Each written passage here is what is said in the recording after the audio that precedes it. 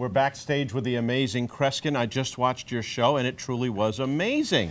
You know, Mike, as I said to the audience, I've now flown over 3 million miles.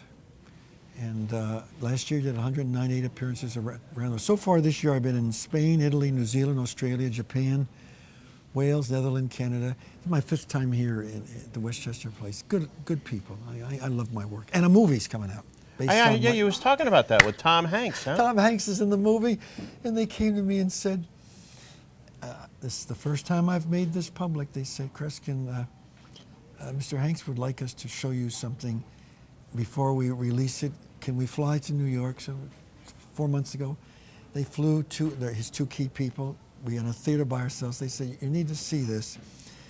Here's this strange mentalist who has a very strong handshake, wears glasses and plays the piano and reads thoughts and has his check hidden. And then when you see the end of the movie, I'm very honored by it. Very honored. So it's similar to you, pretty much. But not the same. But not the same. I'm not this evil person.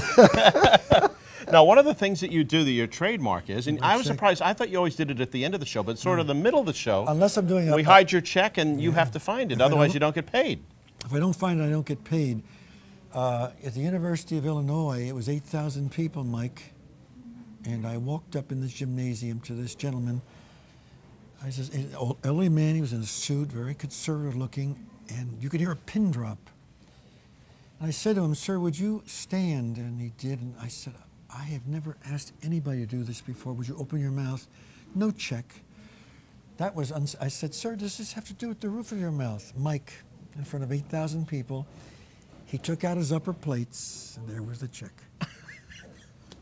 Well, that's a unique place to hide your money. I remember a show with the FBI. I walk and it was all, agents, and God, you don't mess with the FBI. I go up to the dais, and there were like 12 agents or 6 of them sitting there, and I kept opening this guy's jacket, and there was nothing in the pocket, and I did this 4 or 5, and I knew the thoughts that the person was sending me.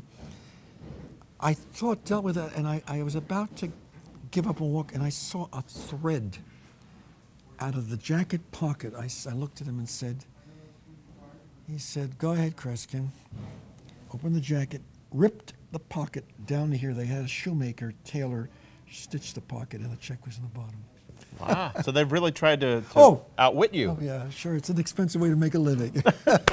And there's been a couple of times, 9 in fact, right, that you haven't found the check. In New Zealand, I lost $51,000 in one night.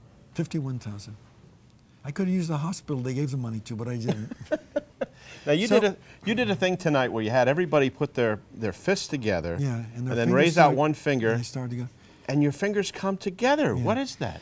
I was able to tune in. Now, did you see the first part where I read people's thoughts? Absolutely, yeah. In this part, I reversed things, and I had to get a message to their unconscious mind that caused their nervous system to react. I've caused people to be unable to say their names, so that whenever they spoke, their vocal cords started shaking.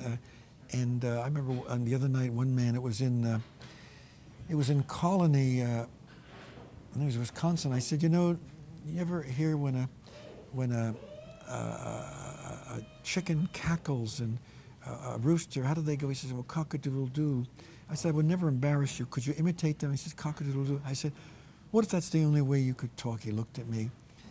Well, that was a night I'll never.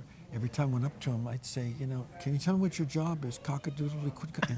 And it turns out he was a bank teller in the largest bank in the town. Poor guy.